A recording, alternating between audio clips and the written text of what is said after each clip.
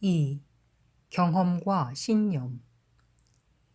경험한 대로 신념을 형성하고 자기가 가진 신념에 따라 존재를 경험한다.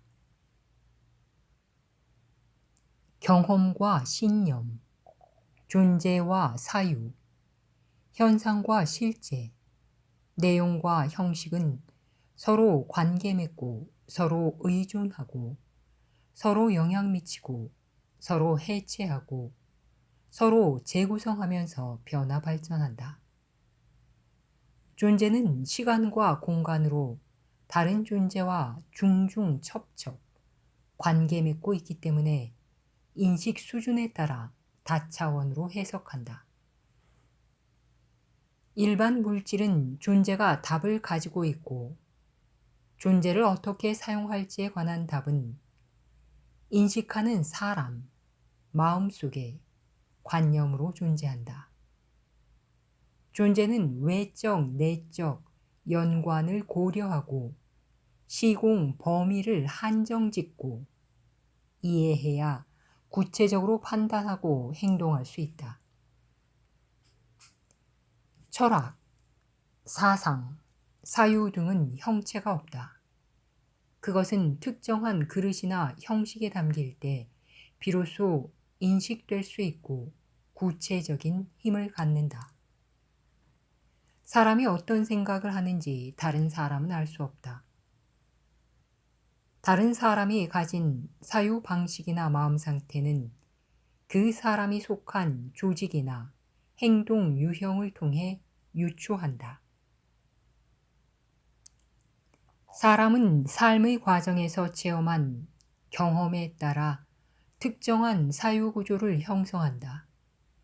그렇게 형성된 틀이나 관념으로 세상을 이해하고 행동한다. 경험, 사유, 행동은 서로 분리되지 않고 서로 의존해 있다. 세계를 이해하고 경험한 내용에 따라 삶이 달라진다.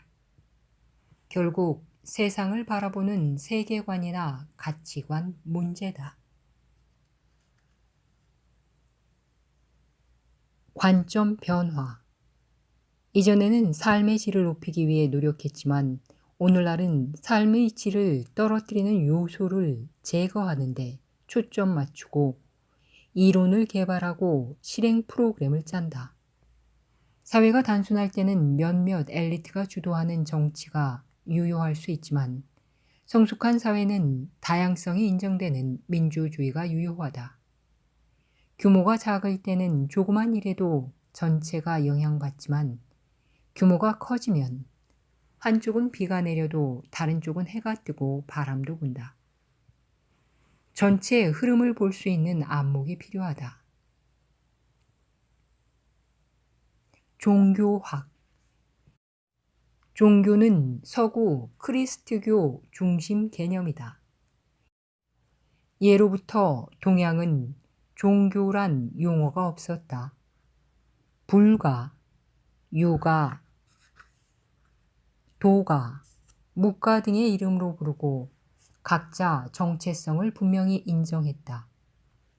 서구는 야훼 신을 믿는 크리스트교를 중심으로 종교 범주가 정해졌다.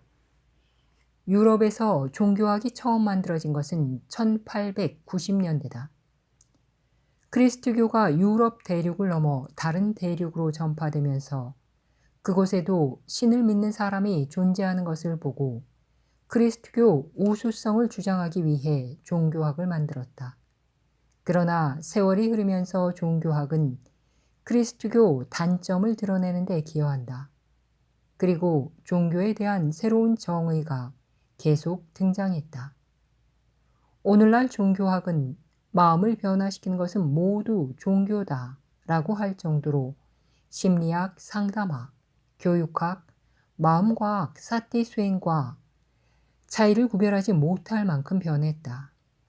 무엇보다 주목되는 것은 크리스트교 제1주의에서 탈피해 종교 다원주의를 인정하는 방향으로 진화한다는 점이다.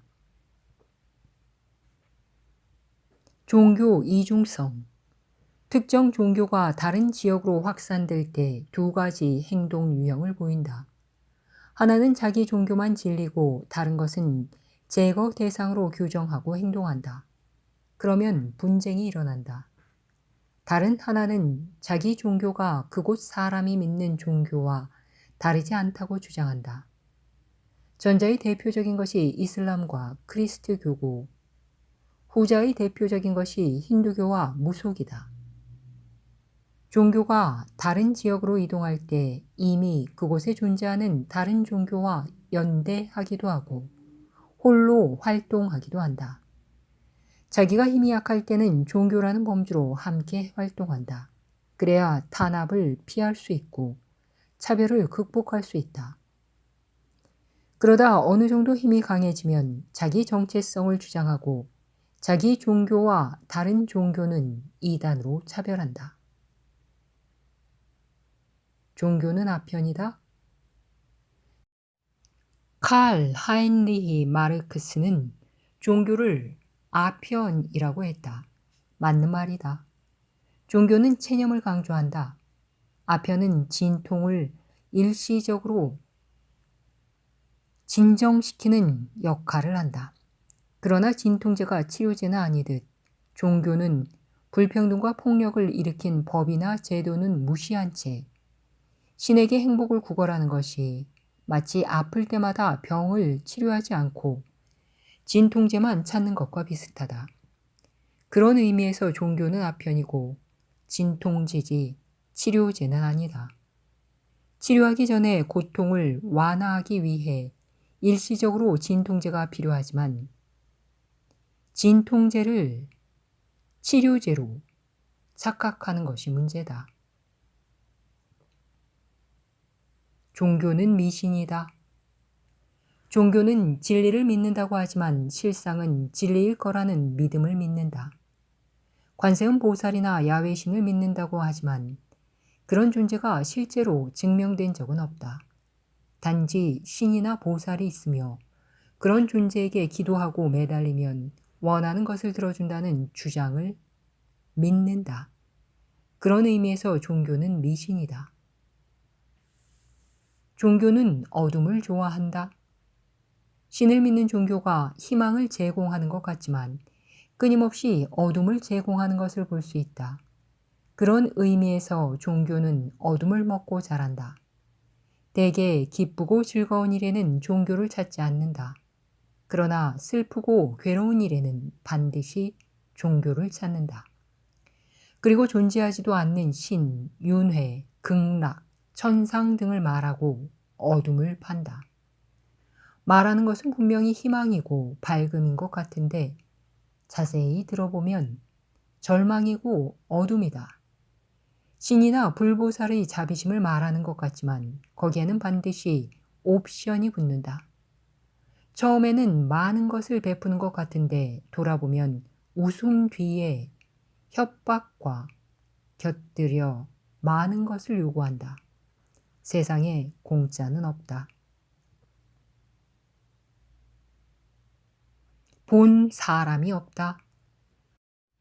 흔히 경험이 먼저라거나 관념이 먼저라고 주장한다. 그러나 이 둘은 어느 것이 먼저라고 규정할 수 없다. 그것은 영원히 증명할 수 없는 확신에 기초한 주장일 뿐이다.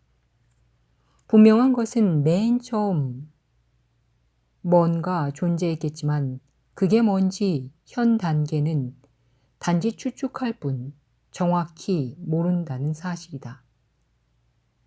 태초나 종말에 관한 질문은 현 단계는 잘 모른다는 것이 올바른 대답이다. 과학자, 종교인, 철학자 등이 우주 시초와 종말에 관해 다양한 의견을 주장하지만 현 단계는 어디까지나 확신에 기초한 가설일 뿐이다. 존재를 어느 차원에서 이해하고 행동하는가? 우주 차원, 문명 차원, 이념 차원, 정권 차원, 개인 차원, 결국 인식하는 사람 차원 문제다. 믿는 대로 행동한다. 신이 우주 만물을 만들었다고 이해한 사람은 신에게 의지하는 기도를 통해 당연히 문제를 해결하려고 한다. 우주는 자연 법칙에 따라 변화 발전한다고 생각하는 사람은 존재의 내재한 법칙을 규명해 삶을 풍요롭게 하려고 한다. 마음이 존재를 선도한다고 믿는 사람은 마음 상태 변화를 중시하고 존재가 마음을 선도한다고 생각하는 사람은 물질 존재의 양식을 중시한다. 노동자가 된 후에 진정한 노동자 마음을 가질 수도 있고, 노동자가 되려고 생각한 후에 노동자가 되기도 한다. 궁극적으로 어느 것이 먼저라고 규정할 수 없다. 범위를 한정 지으면 어떤 요소가 선행하는지 분명히 드러난다.